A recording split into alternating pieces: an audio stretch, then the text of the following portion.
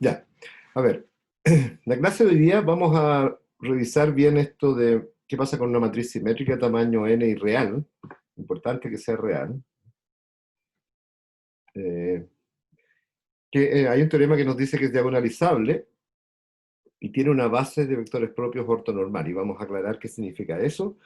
O sea, una base con vectores W1 hasta Wn, que son vectores propios y además satisfacen esta propiedad que está escrita aquí bien sucintamente, del producto interno entre WI y WJ. Es 0 si distinto de J y es 1 si igual J. Eso quiere decir que si son distintos, son ortogonales. Eso es que el producto interno sea 0. Esa es una manera que logramos ver que cómo saber si dos vectores son perpendiculares.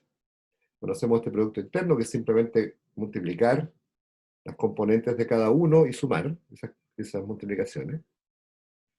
Y también me sirve para medir largo. Así que si el producto interno de WI por WI es 1, quiere decir que su largo, que es la raíz de eso, es 1. Así que podemos escribir sucintamente que los WI satisfacen que el producto interno entre 2 es 0 si son distintos, y es 1 si son iguales. Y eso es lo que significa una base ortonormal. Son como la base canónica de Rn. Todos tienen largo 1 y son perpendiculares. La matriz P, que me sirve para descomponer A en valores y vectores propios, en este caso, las columnas de P son ortogonales y de largo 1, y eso se llama una matriz unitaria. Por si acaso, leyendo algunos libros por ahí, les aparece lo que es una matriz unitaria, no es más ni es menos que las columnas de P son ortogonales y de largo 1. La gracia que tiene una matriz unitaria es que para calcular la inversa es súper fácil. La inversa es simplemente la transpuesta. ¿Sí? Así que no hay que hacer ningún cálculo, hay que transponer la matriz y tienen la inversa. Y esto va a jugar un rol bien simpático mañana cuando veamos una aplicación de valores y vectores propios, una aplicación distinta a la que ya hemos visto. ¿Y por qué es eso? Porque fíjense que cuando toman P transpuesta, entonces lo que eran las columnas, esto es P, entonces las columnas de P son W1 hasta Wn, cuando uno transpone, entonces lo que era columna pasa a ser fila. Así que las filas de P transpuesta son las columnas de P, pero como filas, ¿no es cierto? Así que eso lo denotamos como W1 transpuesto, W2 transpuesto, etc. Simplemente porque cuando uno transpone pasa columnas a filas. Ya, entonces ahora uno se da cuenta que cuando multiplica la primera fila de P transpuesto, esta, la primera columna, entonces aparece el producto de W1 transpuesto por sí mismo, ese es el producto interno. Esto es W1 por W1. O sea, matricialmente el producto escalar, o producto punto, es el primero transpuesto por el segundo. Porque eso significa que es fila por columna, entonces se multiplican las componentes una por una y se suman. Cuando multiplicamos la primera columna, la primera fila, perdón, de P transpuesta por la segunda columna de P, o sea, hacemos este producto ahora con S, entonces va a quedar W1 transpuesto por W2, queda eso, y así sucesivamente.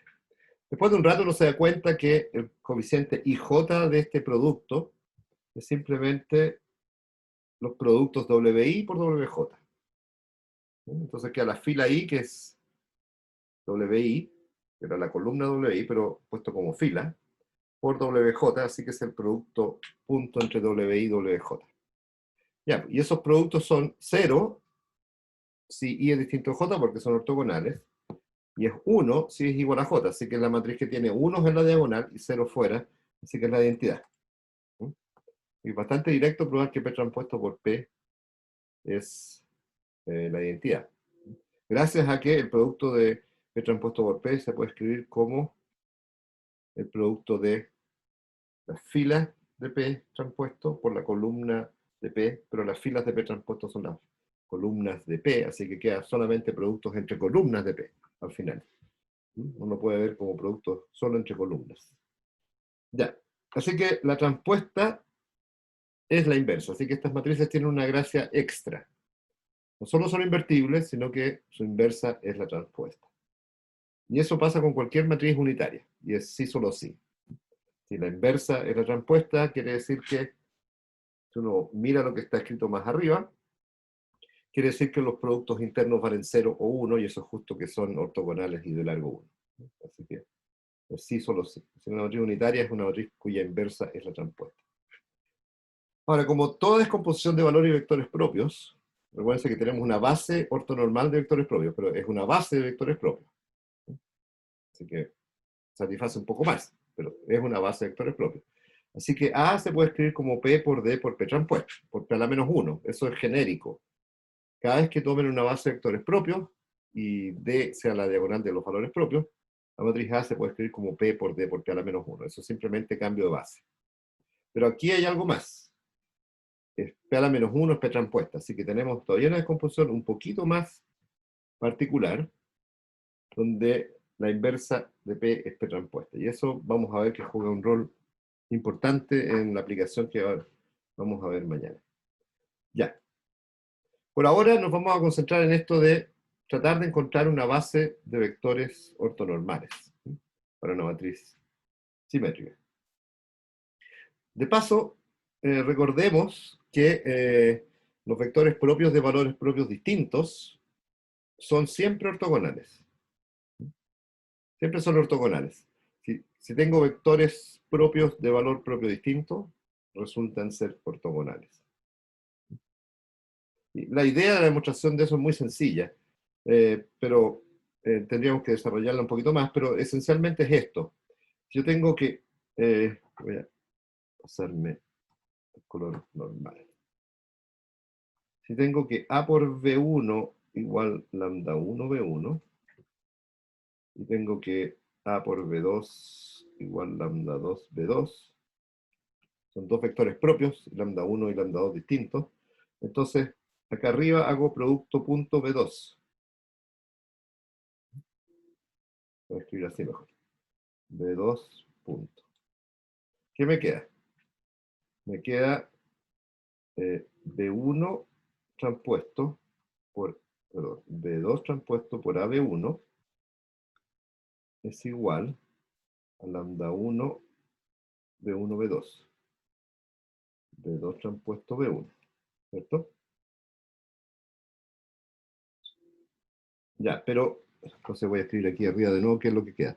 B2 transpuesto por AB1 es lambda 1 B2 transpuesto por B1.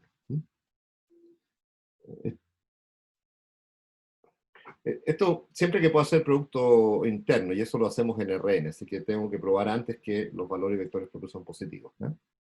Y eso se hace pasando por el producto hermítico, está bien hecho en el apunte. Ya, pero esto es un número, ¿no es cierto? Esto está en R, así que es igual a su transpuesto.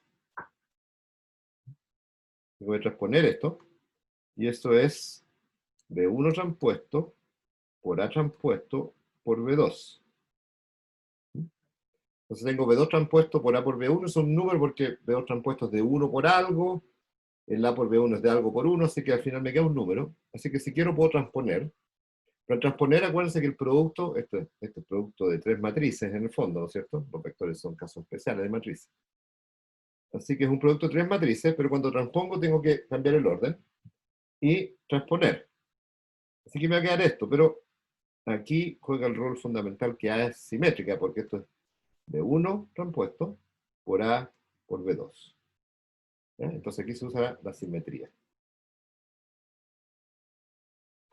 Pero A por B2, B2 es un vector propio, así que esto es lambda 2 B1 transpuesto por B2. ¿Ya? Entonces tenemos al final, este número es igual a este número.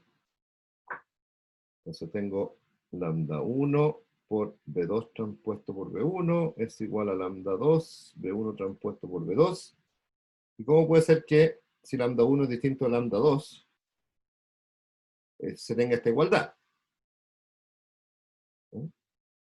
Para que se den cuenta mejor, pasemos 1 restando al otro lado. Entonces me queda 0 igual lambda 2 menos lambda 1 por B2 transpuesto B1. B2 transpuesto B1 es un número, por si acaso. Es el producto interno. Este es el producto interno entre B2 y B1. Así que es un número real. Esto no es 0. Suponiendo que los valores propios son distintos. Así que la única posibilidad es que B2, B1 es 0. O sea, B2 es perpendicular a B1. Es bastante directa de la simetría de la matriz. Bueno, y una vez que uno probó que los valores propios son reales, que se usa también usando un producto un poquito más general que el producto interno, que es el producto hermítico. Ya. Veamos cómo se aplica esto a una matriz simétrica específica como esta. Esta es una matriz simétrica, nos damos cuenta rápido que es simétrica, así que nuestra primera reacción debe ser, ya, es diagonalizable. Es simétrica y es real, diagonalizable. El problema es que me van a preguntar cuáles son los valores propios, cuáles son los vectores propios de una base ortonormal, etc. ¿no? Ahora, en general, como es complicado sacar los valores propios, hay que dar alguna indicación, ¿no? Hay que dar alguna pista. Entonces aquí la pista es que se sabe que los valores propios son 6 y 12. Entonces yo tengo que pensar, bueno, aquí parece que falta algo, porque una matriz de 3 por 3 tiene que tener 3 valores propios. Entonces me están diciendo que los valores propios son 6 y 12, quiere decir que uno tiene que estar repetido. ¿Sí? Porque toda matriz de tamaño n tiene que tener n vectores propios, valores propios, perdón. Con repetición, incluyendo repetición. Entonces lo que me están diciendo es que uno de estos dos es doble y los valores propios son solamente 6 y 12. Entonces hay que descubrir cuál es el doble. A ver, una manera de hacer eso es calcular el polinomio característico. Entonces, restar lambda en la diagonal y calcular el determinante de eso. Y entonces, sabiendo que 6 y 12 son valores propios, son raíces de ese polinomio, voy a tener un polinomio de tercer grado, si le conozco una raíz, eso reduce a un polinomio de segundo grado, y por lo tanto podría resolverlo. Ahora, eso es larguísimo. En este caso hay una manera mucho más astuta de hacerlo. ¿Por qué? A ver, si uno tiene que ser doble, uno de los dos va a ser doble. ¿Ya? Entonces voy a mirar los dos casos posibles. ¿Qué pasa si 6 es raíz doble? ¿Mm? Entonces, ¿cuánto es la suma de los valores propios? Bueno, la suma de los valores propios es 6 más 12, porque el 6 es doble. Eso me da 24. ¿Ya? Y se dan cuenta por qué estoy calculando esa suma. En el caso contrario, en que 12 sea doble, entonces la suma de los valores propios son 6, 12 y 12, lo que da 30. ¿Mm? Así que estos dos números son distintos. ¿Mm? Como los valores propios son distintos, si uno es doble, va a sumar algo, y si como el otro doble, va a sumar otra cosa. La traza de la matriz, la traza es la suma de la diagonal, o sea, S más S más S, me da 24. Yo sé que la traza de una matriz es igual a la suma de los valores propios contando multiplicidad. Así que la suma de los valores propios es 24. O sea, solo puede ser este caso. El otro queda descartado. ¿Ya?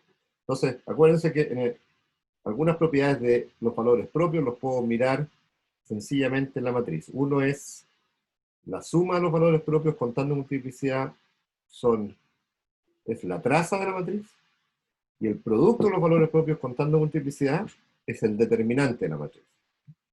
Así que con ese par de informaciones uno podría hacer calzar algo, como en este caso, que uno ya ahora sabe que 6 es valor propio doble, tiene multiplicidad algebraica 2, y 12, lambda 2 igual 12, tiene multiplicidad algebraica 1. Así que sabemos incluso cuál es el polinomio sin hacer tanto cálculo.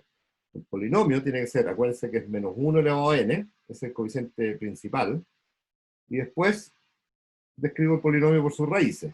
Lambda menos 6 al cuadrado, o sea, 6 es raíz doble, y 12 es raíz simple, y es un polinomio de grado 3, así que perfecto. Entonces, que P de lambda es un polinomio de grado 3 que tiene 6 por raíz doble, 12 por raíz simple, y lo único que me falta es este coeficiente que sabemos siempre que es menos 1 elevado a n. Así que sin hacer casi cálculo, uno sabe cuál es el polinomio característico de esta matriz. ¿Ya? Ahora, no siempre es así de fácil. Hay veces que hay que hacer el cálculo. Ya, algunas otras observaciones útiles que sirven en este tipo de problemas, ¿sí?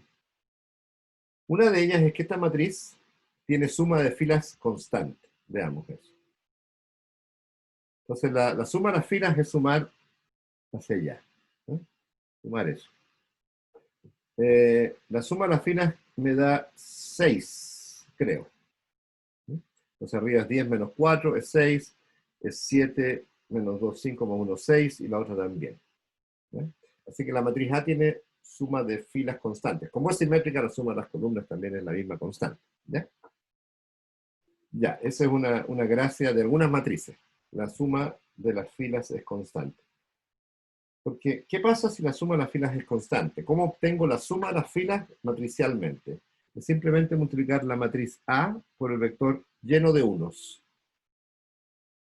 Si lo piensan un ratito, se van a dar cuenta que cuando multipliquen la matriz A por una columna de unos, voy a multiplicar toda la fila por unos y sumo.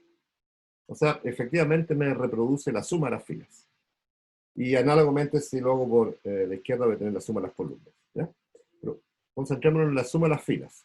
Y me di cuenta que la suma de las filas es constante. O sea, la primera fila suma 6, la segunda 6, la tercera 6. Así que es el vector 6, 6, 6, que es 6 por el vector 1, 1, 1. Y entonces me doy cuenta que aquí hay un vector propio y un valor propio. Porque A por el vector 1, 1, 1 es una constante, que en este caso es 6, por el vector 1, 1, 1. Luego ese vector es un vector propio y su valor propio es 6.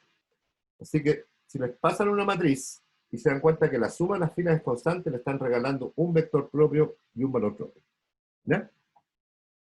Eso a veces ayuda a que los cálculos sean más simples. Uno puede reducir entonces. Normalmente para una matriz de 3 por 3, el problema de obtener las raíces es que tengo un polinomio de grado 3 que es complicado de resolver, de encontrar las raíces. Hay fórmula, pero es muy complicada. Entonces, si uno conoce una raíz, entonces uno puede simplificar el polinomio y reducirse a un polinomio de grado 2, y ahí tengo fórmula. ¿Ya? O sea, si tengo un polinomio de grado 3 y conozco una raíz, gané. Ya, veamos los espacios propios ahora. Bueno, partamos con lambda 1 igual a 6, que sabemos que tiene que tener multiplicidad, que tiene multiplicidad algebraica 2, pero como es diagonalizable por ser simétrica, su multiplicidad geométrica tiene que ser 2. Profe, Sí, ¿por qué se multiplicaba? O sea, porque ya la suma de fila era constante, igual a 6. sí. ¿Y por qué se multiplicaba? ¿Eso representaba A por 1, 1, 1? Claro, es que si yo quiero, ¿cómo obtienes matricialmente el vector? Que en la primera componente es la suma de la fila 1, en la segunda la suma de la fila 2, etc. Simplemente tomas la matriz A y la multiplicas por la columna llena de unos. Eso te suma las filas, Ah, cierto. ¿cierto? Sí, sí. Claro, porque cuando multiplicas una fila por 1, 1, 1, es coeficiente por 1, coeficiente por 1, coeficiente por 1 y sumo, o sea, me da la suma. Entonces, matricialmente, para calcular la suma de las filas, todas, ¿no? El vector que tiene todas las sumas de las filas, la suma de la primera, de la segunda, de todas, es simplemente A por el vector de unos. Pero si mi matriz tiene suma de filas constantes, como es el caso, entonces voy a tener que ese vector es una constante. En este caso es 6, 6, 6, que se puede escribir simplemente como 6 multiplicado por el vector de unos. Un vector que es constante, puedo factorizar la constante y me queda esa constante por 1. Entonces ahora miro, la matriz A por este vector es 6 veces el vector. O sea, es un vector propio. Esa es la definición de vector propio. Y el valor propio Entonces, es esa constante. ¿Mm? siempre que tengamos esa suma constante, tenemos que ese valor es valor propio y el 1, 1, 1 es vector propio. Exactamente, eso es lo que les estoy diciendo. Ah, Hay, ya, hay, hay perfecto. unas matrices simpáticas que se llaman, no sé, cuadrados mágicos, no sé si lo han visto alguna vez, que se trata de que la suma de las filas, de las columnas, etcétera, sean constantes.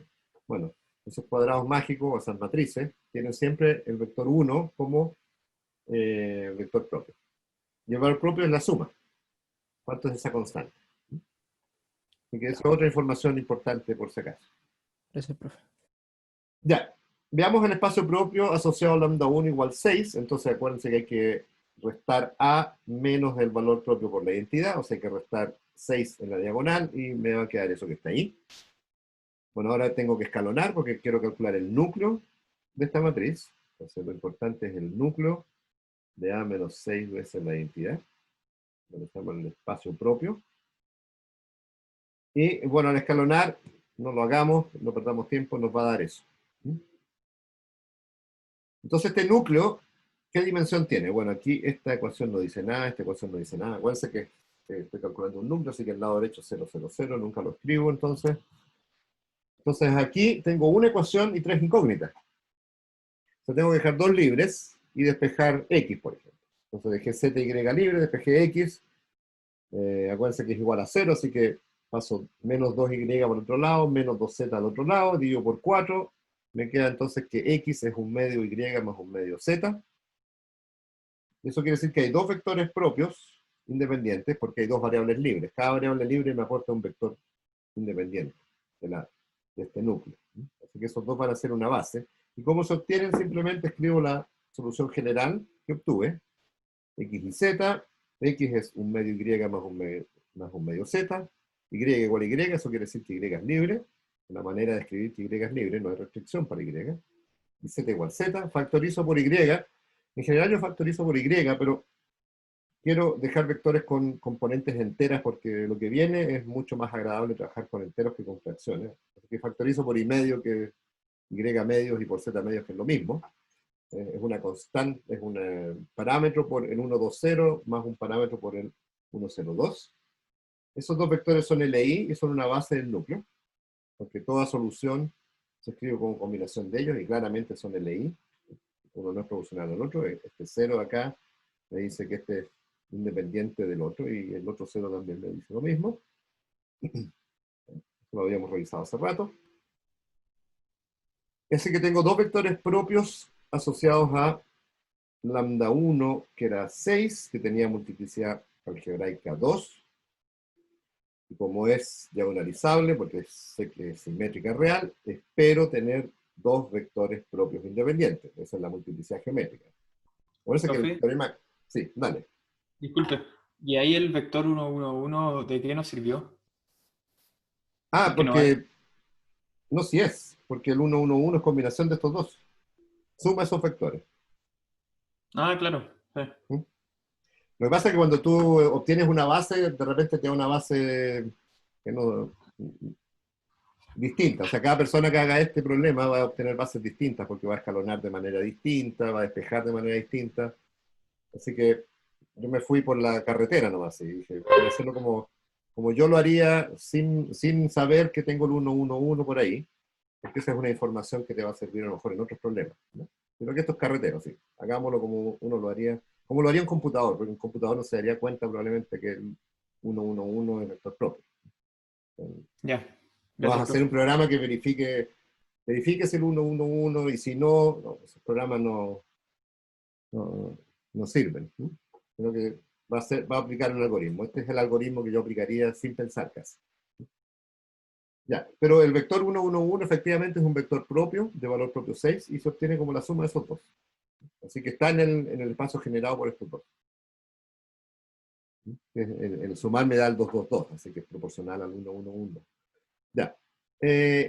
Voy a calcular los vectores propios asociados a lambda 2 igual 12. Yo sé que tiene multiplicidad algebraica 1, así que eso quiere decir que es M2. Recuerden que cada vez que algo tiene multiplicidad algebraica 1, la multiplicidad geométrica es 1. Así que yo sé que voy a obtener 1 independiente. Así que hacemos lo mismo. A menos 12 veces la identidad está ahí. Le resto 12 veces la identidad. La escalono. En este caso un poquito más largo el escalonamiento, pero me da esto. Por supuesto tengo que tener una fila de ceros, porque la matriz A menos 12 veces la identidad no puede ser invertible. Así calculamos los valores propios. Es A menos lambda I, no puede ser invertible. O sea, su determinante es 0. o sea, los valores propios son las raíces de eso, anulan ese determinante, y por lo tanto la matriz A menos 12i no puede ser invertible. Así que si no llego a 0, 0, 0, al menos en una fila, quiere decir que algo hice mal. O el valor propio lo calculé mal, o escaloné mal. Pero tengo que sospechar que algo hice mal si es que no obtengo al menos una fila de ceros. Fíjense que antes obtuve 2. Y eso porque tengo dos variables libres. Aquí voy a tener una sola variable libre, porque ahora tengo dos ecuaciones entre incógnitas, tengo que dejar una libre. Así que dejo z libre, despejo y, de esta ecuación despejo y. Entonces y es menos 3z dividido por menos 3, o sea, es z. Y despejo x, paso al lado derecho, es 2y más 2z dividido por menos 2, o sea, menos 2, menos 2z, claro, porque y es z, así que me queda 4z dividido por menos 2, es menos 2z. Así que la solución genérica es x y z, hay una sola variable libre que es z ahora, es menos 2z, z, z, o sea, z factor de menos 2, 1, 1, así que este es el tercer vector propio que me entrega este método. Tengo tres vectores propios, entonces. Los dos que me entregaron para lambda 1 igual a 6, que los voy a llamar b1, b2 y b3. Entonces tengo b1 y b2, están asociados a lambda 1 igual a 6. B3 está asociado a lambda 2 igual a 12. Y aquí puedo verificar algo del teorema. B1 es perpendicular a B3. A ver, multipliquemos. Componente a componente. 1 por menos 2 es menos 2, más 2 por 1, más 2 es 0, más 0 por 1, perfecto. Entonces, tienes que multiplicar las componentes de B1 y de B3, punto a punto, ¿sí? Pum, pum, pum, y sumar. Entonces me queda menos 2, más 0, o sea, da 0. Y también B2 es perpendicular a B3. Igual. Eso dice el teorema. El teorema dice que los vectores propios de 6 son perpendiculares a los de lambda 2 igual 2. Ahora, B1 y B2 no tienen por qué ser perpendiculares porque es el mismo valor propio. Y van a la demostración que les hicimos rápido, se dan cuenta que usan que lambda 1 y lambda 2 sean distintos. Así que si tienen un valor propio repetido, no voy a poder probar que B1 y B2 son perpendiculares. De hecho, aquí hay un ejemplo donde no lo son. Ya, entonces, si yo quiero obtener una base ortonormal de vectores propios, voy a tener que hacer algo que se llama ortonormalizar B1 y B2. Y eso se llama el método de Gram-Schmidt. Lo voy a hacer en un minuto. Entonces tengo dos vectores que no son perpendiculares entre sí y que son perpendiculares a un tercero. ¿No? Entonces voy a tener que ortonormalizar B1 y B2. Pero a esa altura, como esto es una base de vectores propios, yo ya sé que A se escribe como la matriz Q, cuyas columnas son estos vectores. Entonces esto es Q es B1, B2, B3. Por la diagonal de los valores propios. Y la inversa de Q, eso siempre es cierto. Cada vez que tengo una base de vectores propios es matriz, diagonal, inversa. Y la matriz es, las columnas son los vectores propios. ¿No? Pero ahora ando buscando un poquito más. Ando buscando una matriz unitaria, ando buscando una base ortonormal. Y veamos cómo se hace eso. ¿No? Ya. Entonces, pues, buscamos una base ortonormal. Vamos a usar Gram-Schmidt para los vectores B1 y B2. Y aquí está más o menos sucintamente, digamos que este es B1. Entonces, la primera cosa es que normalizamos B1, y eso me da W1. Ese procedimiento parte normalizando 1. ¿Cómo se normaliza? Bueno, el largo de B1 al cuadrado es simplemente el producto interno de B1 por B1, así que multiplican componente a componente, las componentes de B1, o sea, 1 al cuadrado más 2 al cuadrado más 0 al cuadrado, para las componentes, ¿sí? 1, 2, 0. 1 cuadrado más 2 cuadrado más 0 cuadrado. Eso da 5. Así que el largo de B1 es raíz de 5. Entonces W1 es 1 partido por raíz de 5, el vector B1. En esta parte, raíces van a aparecer sí o sí, porque cuando normalizo vectores, voy a tomar raíz de algo. Y es muy raro que me aparezca raíz de justo un entero, que es un cuadrado. ¿No? Así que prepárense para manejar raíces. No es demasiado complicado porque van a darse cuenta que más abajo las raíces se cancelan entre sí. ¿No? Pero Profe, igual van a... Sí, dale. es que la fórmula de W1 estaba dividido por las dos rayitas y B1, pero ¿por qué al lado calculó al cuadrado? Claro. La norma o el largo es la raíz del producto de B1 por B1. Sí. Entonces lo que voy a calcular es el producto de B1 por B1, que es fácil, que es multiplicar y sumar. Pero eso me da el cuadrado del largo. ¿Te das Ah, por cuenta? eso pico raíz. Ya. ¿Sí? Por eso al final hay que tomar raíz. Claro, perfecto. Ya, ¿Sí? bueno. Entonces, algebraicamente es más fácil el largo al cuadrado que el largo, porque es Claro. simplemente el producto interno. Ya. No te olvides que Muchas al final hay que tomar raíz si quieres calcular el largo. Es simplemente la fórmula de Pitágoras, ¿no? Sí, sí. La norma al cuadrado te calcula la suma de los cuadrados de los catetos. ¿Sí? El 1 Ya. cuadrado más 2 cuadrados más 0 cuadrado son los catetos de este triángulo en R3. ¿Sí? El triángulo que define el punto B1. Por eso no hay que olvidarse la raíz. ¿Ya? Ya. Gracias, Ya. profe. Entonces ahora quiero, ya tengo W1 que tiene largo 1, y ahora quiero de alguna manera enderezar B2 para que me quede otro vector, W2, que tenga largo 1, que sea perpendicular a W1 y que genere lo mismo que B1 y B2. Entonces la idea es proyectar B2 sobre la dirección que genera W1 y restar esa proyección, y tenemos este Z2, que esencialmente es el vector que ando buscando, porque ese vector, junto con W1, genera lo mismo que B1 y B2. De hecho, con W1 y Z2 yo puedo generar B1 y B2, ¿cierto?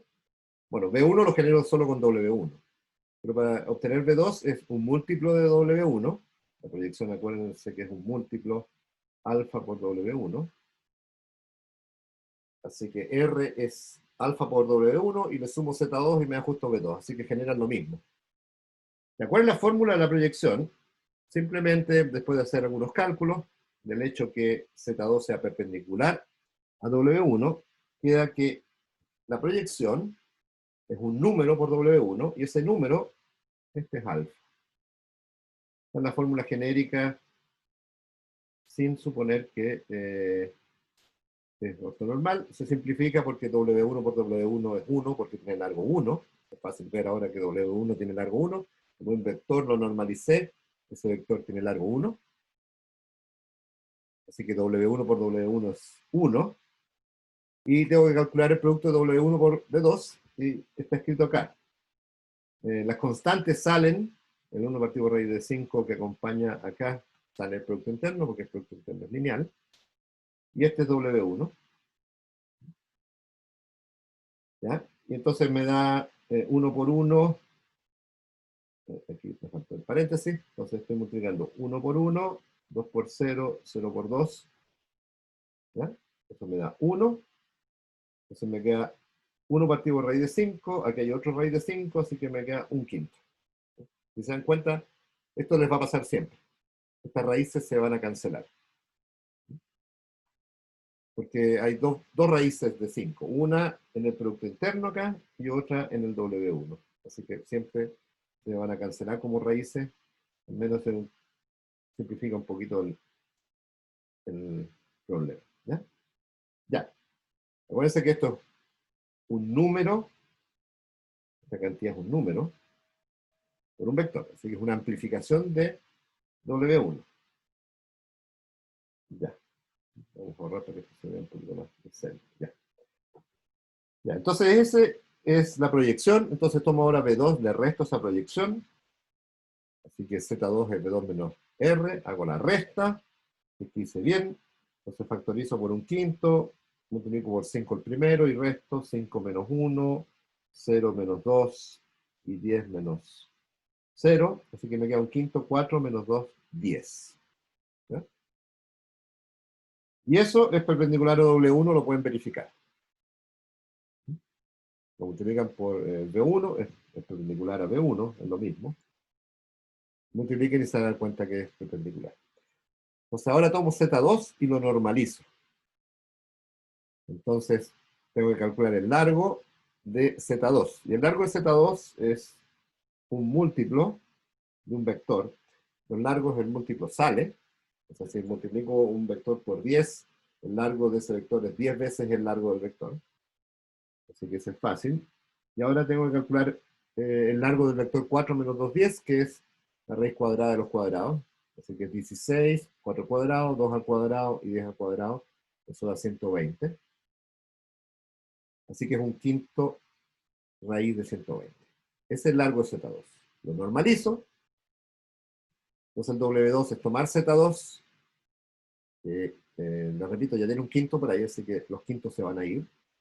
Dividido por lo que acabo de calcular, así que me queda 1 partido por raíz de 120, 4 menos 2, 10.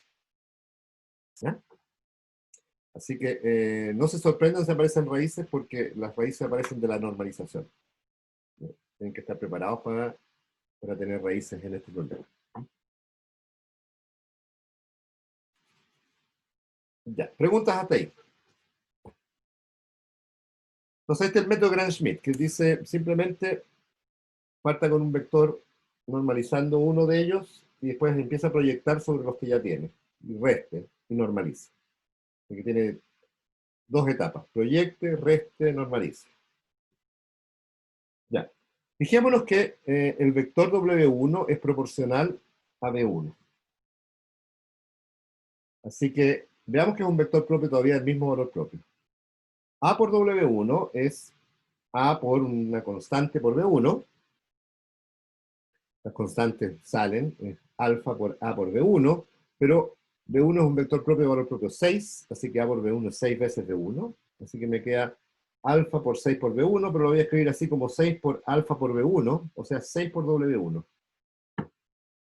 O sea, si tomo un vector propio y lo multiplico por algo, siempre que no sea 0, por supuesto, el alfa no es 0, entonces ese vector, el W1, sigue siendo vector propio y de mismo valor propio. El valor propio no cambia. ¿Ya? Es importante. Eso quiere decir que si tengo un vector propio, cualquier múltiplo de él, salvo el 0, son vectores propios del mismo valor propio. Pero veamos que W2 también es un vector propio del mismo valor propio 6. Aquí es un poquito más complicado porque ahora W2 se obtiene, si se dan cuenta, ¿qué es lo que interviene para obtener W2? Tengo que calcular Z2, pero Z2 involucra B2 y R involucra W1. O sea, involucra B1. O sea, Z2 es una combinación de B2 y B1, y por lo tanto W2, que es una normalización de eso, también es una combinación de B2 y BD1.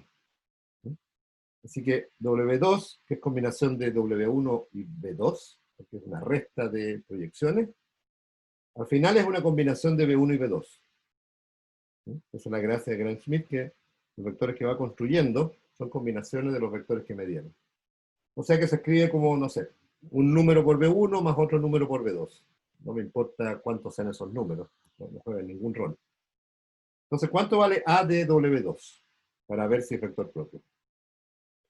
Bueno, como el producto por matriz es lineal, me queda beta por A por B1, más gamma por A por B2. Pero B1 y B2 son vectores propios del mismo valor propio, y eso es importante, el valor propio 6. Entonces me queda, esto que está acá es 6 por B1, y el otro es 6 por B2. Factorizo por 6, y me queda 6 beta B1 más gamma B2. Pero justo beta B1 más gamma B2 es W2. Así que 6 por W2. O sea, W2 también es un vector propio del mismo valor propio. O sea que este procedimiento lo que hace es endereza estos vectores propios del mismo valor propio, porque estoy haciendo al interior del espacio donde todos tienen valor propio 6. Porque esta cosa de enderezar B2 con respecto a W1 me produce otro vector que también es vector propio de valor propio 6, igual que él, igual que B2, y que es ortogonal a W1 y de largo 1. Así que ahí gané. Me parto con una base cualquiera B1, B2 y los ortonormalizo y tengo ahora un pedazo de base, en ese espacio al menos, tengo una base ortonormal. Ya, así que tengo W1 y W2 es base del espacio propio asociado a lambda 1 igual a 6. Partí de una base y la ortonormalicé. tengo garantizado más que B3 es perpendicular a B1 y a B2.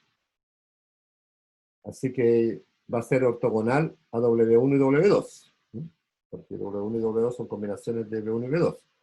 Así que tengo un tercer vector que es perpendicular a W1 y W2. Así que no necesito hacer Gram-Schmidt. Gram-Schmidt lo uso para normalizar, para que me llegue algo ortogonal. Ya es ortogonal, así que ¿para qué lo voy a ortogonalizar de nuevo? Así que solo falta normalizarlo. Eso es lo que va a pasar típicamente. Entonces tengo en cada espacio propio voy a hacer Gram-Schmidt y entre ellos son perpendiculares, así que no necesito hacer Gram-Schmidt entre ellos, entre vectores de valor propio distinto. Solo al interior de los valores propios iguales. Ya, B3 tiene largo que es raíz de 6, es que no me equivoqué. Porque es menos 2, 1, 1, así que es 4 más 1 más 1 es 6, es raíz de 6. Así que el tercer vector propio es este, es la normalización del vector B3 que habíamos obtenido eh, del sistema lineal correspondiente. Así que ahora tengo tres vectores propios, todos tienen raíces, perdón, pero eso es seguro. Entonces, una base ortonormal de vectores propios es estos tres vectores que obtuve. Los dos primeros están asociados a lambda 1 igual a 6 y fue el resultado de Gram-Schmidt, que los copié bien. Entonces, 1 partido por raíz de 5, 1, 2, 0, 1 partido por raíz de 120, 4 menos 2, 10. Y el tercero es el que normalicé asociado a lambda igual a 12. Y me queda un sexto menos 2, 1, 1. O sea, A se puede escribir así como esta matriz donde puse las columnas, estos vectores propios ortonormales. Después tengo la diagonal que es la misma, esa no cambia. Acuérdense que el orden es importante. Puse los vectores propios primero los de 6 y después el de 12, así que eso tiene que verse reflejado en la diagonal. Si cambian este orden, la diagonal tiene que cambiar. Y tengo P transpuesta acá. ¿Por qué? Porque la inversa es exactamente P transpuesta, porque la base es ortonormal. Cuando multiplican P transpuesta por P, les va a dar la identidad. Así que es la inversa. P transpuesta es la inversa de P. Profe, ¿podría regresar una? Regreso una, ¿ya? Esto que está acá es gratis. Si yo tengo una matriz simétrica y tengo vectores de valores propios distintos, son perpendiculares al tiro. Así que eso no los tengo que enderezar. Lo único que tengo que enderezar son B1 y B2, y el B3 va a ser perpendicular. O sea, el dibujo más o menos de lo que pasó es algo así. Este es el plano generado por B1 y B2, y los enderecé y los normalicé, ¿ya? Entonces tengo, por aquí tengo W1, después ortogonalicé, o sea, eso es recto, pero el B3 ya estaba perpendicular al plano. Así que no tengo que proyectarlo. Ya es perpendicular, así que lo único que hago es normalizar. Y ahí tengo los tres. W2, eso obtuvo Gram-Schmidt, y W3 simplemente normalizar.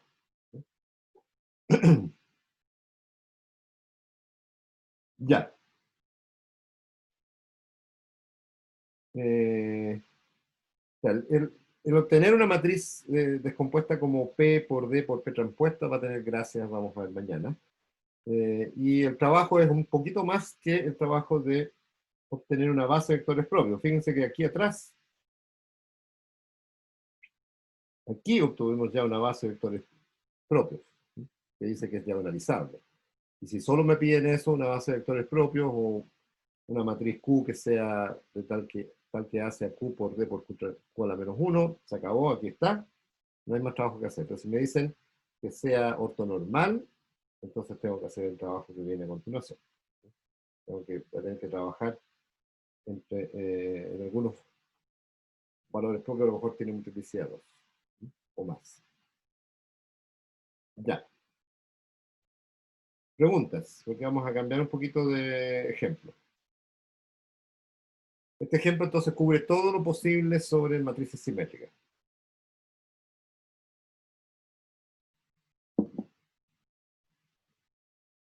Y acuérdense esta cosa de mirar si el uno es vector propio, etc.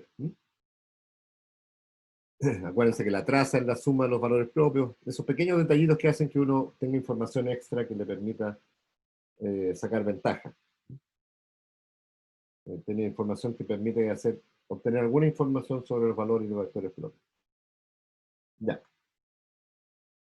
Vamos a ver un ejemplo y que es una aplicación de valores y vectores propios a un problema que es un problema muy antiguo, el problema de Fibonacci. No sé si lo habrán escuchado alguna vez. Que es esta serie que está construida recursivamente, donde dice que el término n más 1 es la suma de los dos anteriores. ¿Sí? Fibonacci es un matemático italiano, más o menos del siglo XV, y este es un modelito de cómo crece una población que no tiene limitaciones de recursos y que no tiene depredadores, digamos, ¿no? Así que la generación de la etapa n más 1 es la suma de las dos anteriores. ¿Cómo se resuelve una recursión así? Por supuesto me tienen que dar las dos condiciones iniciales, cuánto vale a 0 y cuánto vale a 1, con eso se construye toda la secuencia. Entonces digamos que a 0 y a 1 son 1, entonces el A2 es la suma de esos dos, o sea, 2. El A3 es sumar a 2 más a 1, o sea, le da 3, el siguiente es 5, y sigo sumando, ¿cierto? Entonces, parto de 2, 3, 5, 8, etc. Entonces la pregunta es, ¿cuánto vale a su n? ¿Cuánto vale a 10 millones? Bueno, 10 millones todavía es calculable, porque si dejo el computador andando un rato, voy a calcular. Pero si les digo 10 elevado a 10 elevado a 10, no existe computador que pueda calcular eso usando la recursión. No hay tiempo suficiente en el universo para calcular. Si les hago esa pregunta. Pero sí podemos dar una fórmula de A, a la N, de A sub N. Y eso es lo que vamos a hacer. La idea es pasar esta recursión de orden 2, esto es una recursión de orden 2 porque el coeficiente n más 1 no solo depende del anterior, sino que depende de dos etapas para atrás, así que cuántas etapas para atrás, eso se llama el tamaño de la recursión, el largo de la recursión. Entonces, en vez de tener una recursión en números reales a 2 pasos, voy a tener una recursión en vectores a un paso. ¿Y cómo se hace eso? Bueno, voy a llamar xn el vector que contiene como componentes la etapa n-1 y la etapa n. Entonces, el vector xn más 1 contiene la etapa n y la etapa n más 1. Ya, pero la etapa n la voy a dejar como a su n, y la etapa n más 1 es la suma de las dos anteriores. ¿Ya? Entonces, ahí estoy usando la recursión. ¿Ya? Entonces, la idea es pasarse a dimensión 2 y ver que en dimensión 2 uno puede hacer aparecer una recursión de tamaño 1. O sea, un vector es lo que sería una constante, o sea, va a ser una matriz por el vector anterior. Entonces aquí tenemos una recursión de tamaño 2 que en general son más complicadas de resolver con coeficientes reales o enteros en este caso. Los coeficientes son 1 y 1, son los coeficientes de acá. Me voy a pasar a dimensión 2, porque voy a tener una recursión en una iteración, pero los coeficientes ahora va a ser una matriz. Así que gané por un lado, pierdo por el otro. Yo tengo una recursión de un paso, pero ya no es una constante, sino que es una matriz. Una matriz constante, pero es una matriz. ¿Eh? Entonces lo escribimos matricialmente, xn más 1, esto sería xn más 1,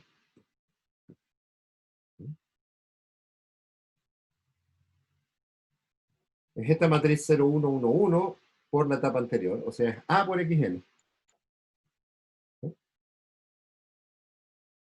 Fíjense que este 1 de acá rescata la sub n,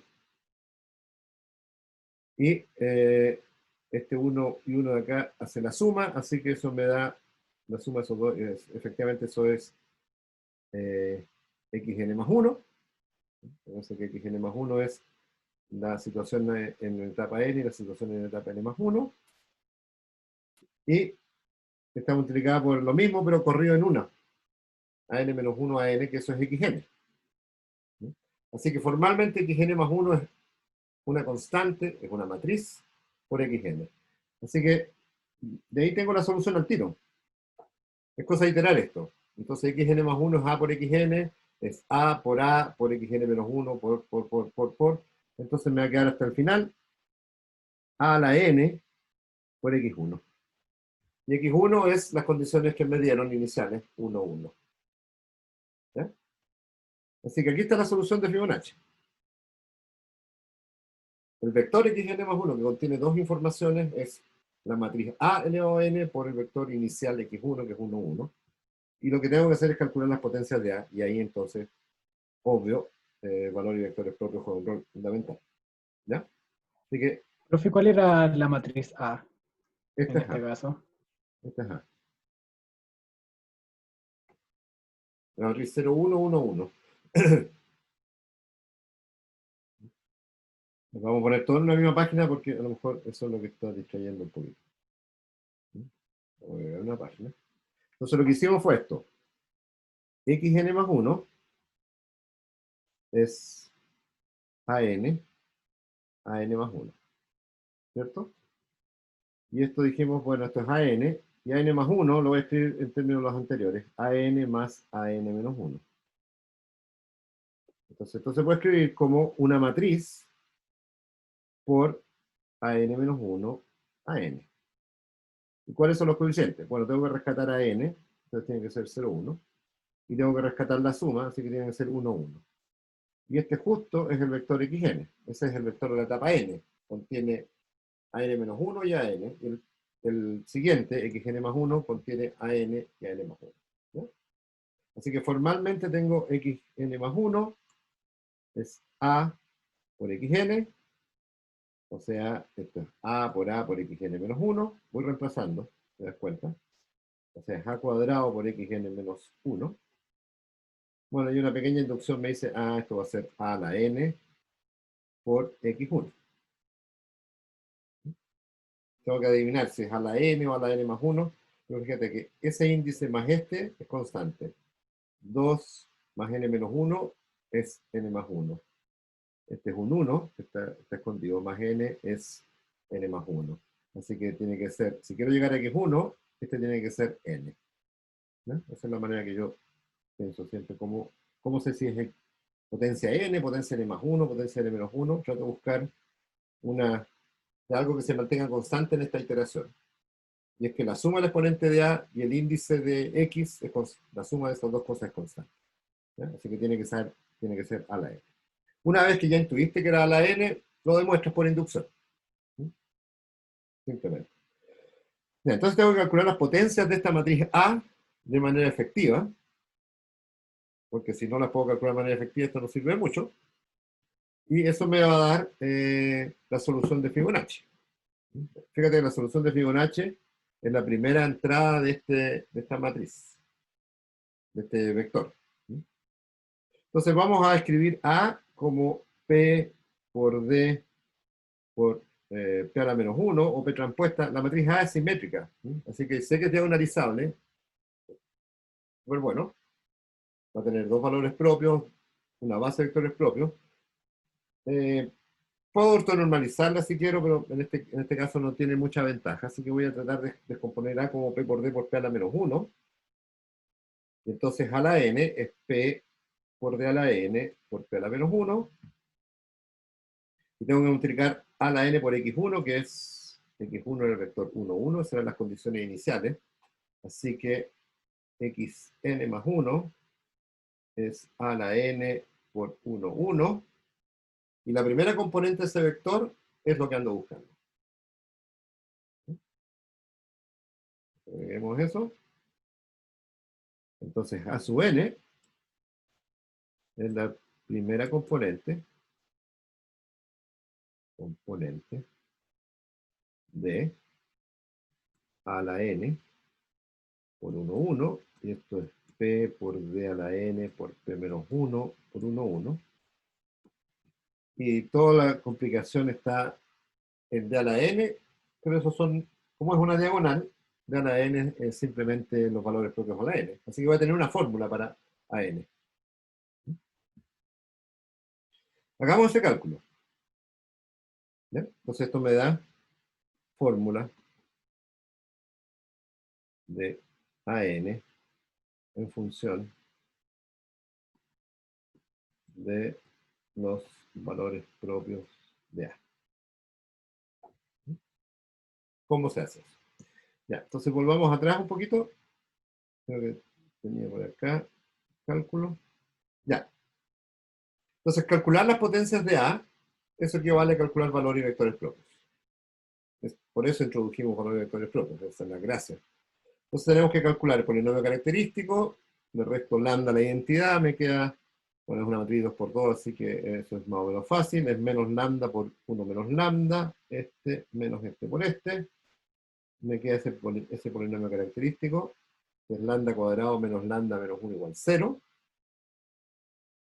un polinomio bastante conocido en teoría de números, y tiene dos raíces, como todo polinomio de grado 2, es 1 más menos raíz de 5 medios, el número 1 más raíz de 5 medios se llama el número de oro, y si quieren lo pueden googlear después,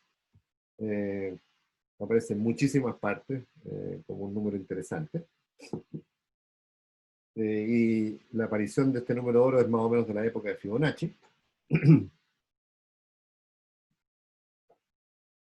Entonces, bueno, esta era la parte de la explicación, así que me la salto.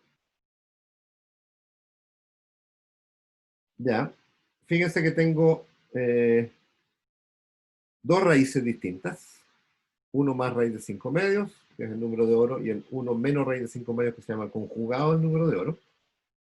Eso al menos en teoría de números se llama así. Y tenemos que es diagonalizable, pero hay dos razones por las cuales podríamos haber escrito que es diagonalizable. Primero, es real y simétrica, así que simplemente al mirarla, esta matriz es simétrica y real, por lo tanto diagonalizable. Así que hay una razón rápida. La otra es que si no me di cuenta de eso, al calcular sus valores propios son distintos, también es diagonalizable. Una vez que tengo valores propios distintos, sé que es diagonalizable porque sé que las multiplicidades geométricas y algebraicas van a coincidir, ¿no? Así que si no me di cuenta cuando era simétrica, me tengo que dar cuenta acá que tengo valores propios distintos, ¿no? Así que dos razones por las cuales es diagonalizable. Calculemos los vectores propios. Los números no son muy agraciados porque están estas raíces. Lambda 1 es 1 más raíz de 5 medios, resto lambda 1 en la diagonal, escalono, yo sé que tengo que llegar a ceros, así que este cálculo no lo hice, simplemente me aseguré que las raíces estaban bien calculadas, así que al escalonar va a pasar eso, que tengo 0, 0, porque esa matriz no puede ser invertible. Así que B1, hay una variable libre que es Y, despejo X, bueno, y al despejar X me aparece este 1, un menos 1 al lado derecho, dividido por este número 1 más menos 1 partido por raíz de 5 medios, así que me queda Y por 2 sobre 1 más raíz de 5 y 1, ¿ya? Simplemente despejé. Dejé Y libre y despejé X. Fíjense que este número de acá es menos lambda 1, porque la matriz A tenía un 0. Esencialmente es porque en esta iteración en tamaño 2 estoy diciendo que la etapa n es lo mismo que la etapa n, y la etapa n más 1 es la que desarrollo. Así que este es 1 partido por lambda 1. No lo voy a usar, pero simplemente para que se den cuenta, hago lo propio con lambda 2, 1 menos raíz de 5 medios, escalono, yo sé que tiene que venir una fila de ceros, así que dejo de nuevo una variable libre que es y, despejo, y me queda 1 sobre lambda 2, y como son vectores propios de valor propio distinto, yo sé que son perpendiculares, ni siquiera voy a intentar hacer ese cálculo. O sea, fíjense que uno es partido por lambda 1, 1, 1, y el otro es 1 partido por lambda 2, 1. Así que ese producto sumado tiene que dar 0. Bueno, eso es porque lambda 1 y lambda 2 son raíces de una ecuación de segundo grado, les va a quedar que eso es exactamente 0. Ya, lambda 2 es negativo por si acaso, porque raíz de 5 es mayor que 1. Así que lambda 1 es positivo y lambda 2 es negativo. Ya, verifiquen que son ortogonales, pero yo sé que son ortogonales porque hay un teorema que me asegura, si es que los cálculos los hice bien, que son ortogonales. Ya. Entonces, la matriz A es P por D por P a la menos 1. Tengo una base de vectores propios que son estos dos vectores que calculé. Este B2 y el B1 que tenía. Los voy a escribir. Este es B1. Este es B2. ¿Ya? Entonces, a la N es P por D a la N por P a la menos 1. Recuérdense que esta escritura P de P a la menos 1 está pensada para calcular potencias, porque cuando calculo las potencias, los P menos 1 se cancelan al interior y me quedan las potencias de D, ¿ya? Así que xn más 1, que dijimos era a potencia n por el vector 1, 1, y por otro lado es el valor de la secuencia de Fibonacci en la etapa n y el valor en la etapa n más 1. Así que el valor que ando buscando en la primera componente de este producto grande que tengo acá, matriz P, diagonal, matriz, vector. Así que todo esto es un vector. El P por D por P menos 1 por 1, 1 es un vector. Fíjense en las dimensiones. 2 por 2, por 2 por 2, por 2 por 2, por 2 por 1. O sea, eso es de dimensión 2 por 1, así que es un vector. ¿No? La primera componente de ese vector es la solución al problema de Fibonacci. Pero fíjense que la matriz P, claro, es complicada, la matriz inversa también va a ser complicada, pero son números. Se calculan, bueno, les van a quedar unas raíces, qué sé yo, es un queso más o menos, pero son números. Para mí es más o menos claro que cuando hagan todo ese producto y multipliquen por 1, 1, y tomen la primera componente, eso va a ser un cierto número, alfa por lambda 1 a la n, más beta por otro lambda 2 a la n. O sea, cuando hagan toda esta combinatoria, se van a dar cuenta que es un cierto número por lambda 1 a la n más otro número por lambda 2 a la n, y alfa y beta son números fijos. No dependen de n.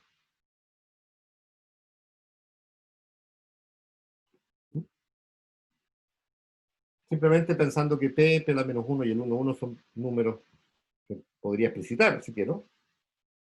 Y entonces eso me va a quedar como combinación.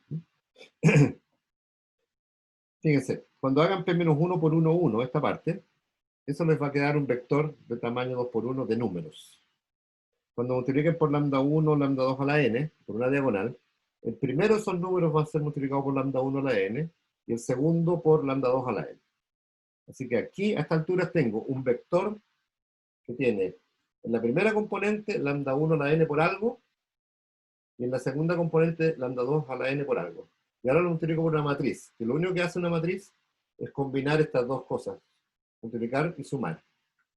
Y la matriz P tiene números, que no dependen de n, esos números, están explícitos ahí arriba. Entonces, al multiplicar y sumar, bueno, la primera componente tiene que ser un número por lambda 1 a la n más otro número por lambda 2 a la n.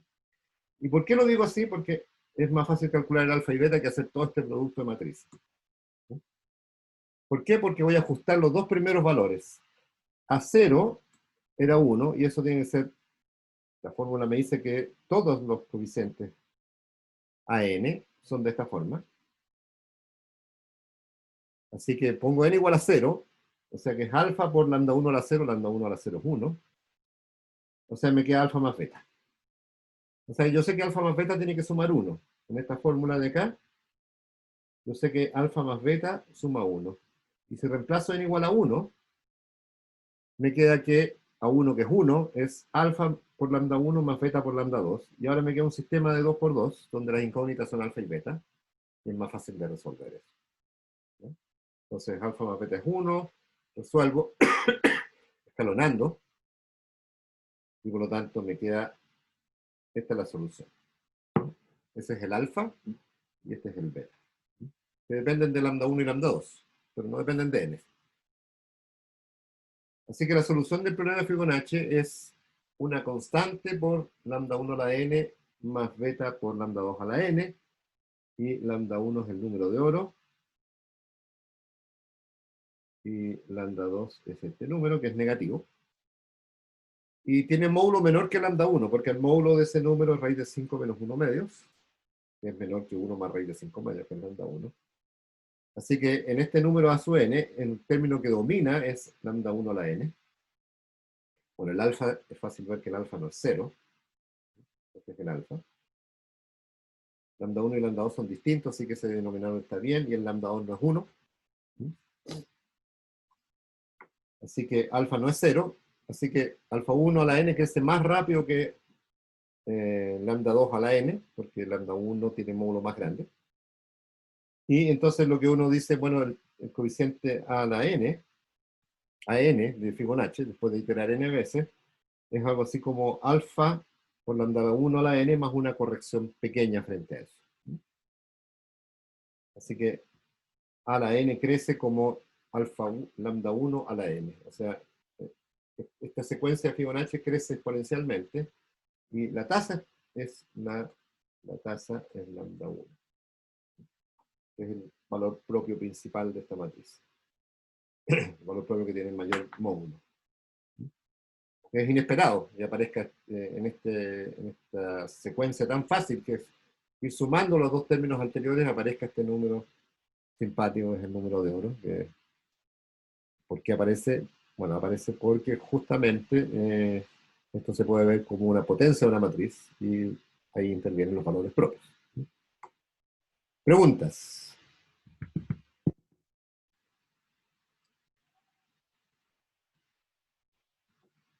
Con eso estaríamos por hoy día. Preguntas, dudas sobre estos cálculos que hicimos al final.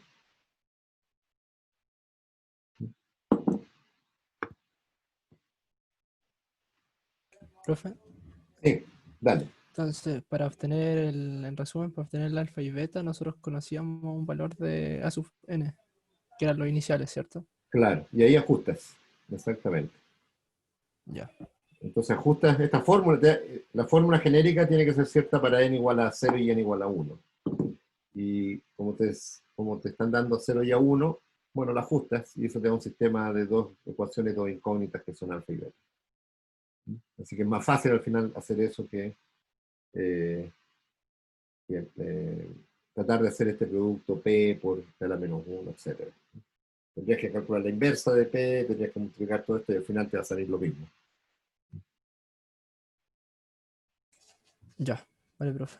Entonces, esta metodología sirve para resolver cualquier recurrencia de orden 2 o de orden cualquiera con coeficientes constantes. O sea, uno podría resolver, no sé, a n más 1 es 3 veces a su n menos 4 veces a n menos 1. Dando, no sé, a 0 es 1, a 1 es 1, etc.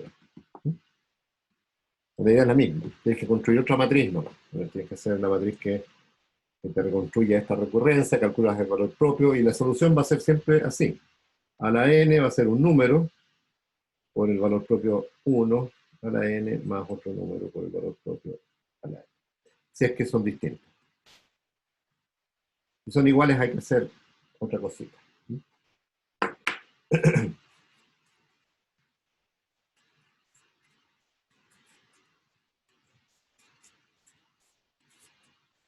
Y entonces al final planteas alfa y beta de manera de que se ajusten las condiciones iniciales.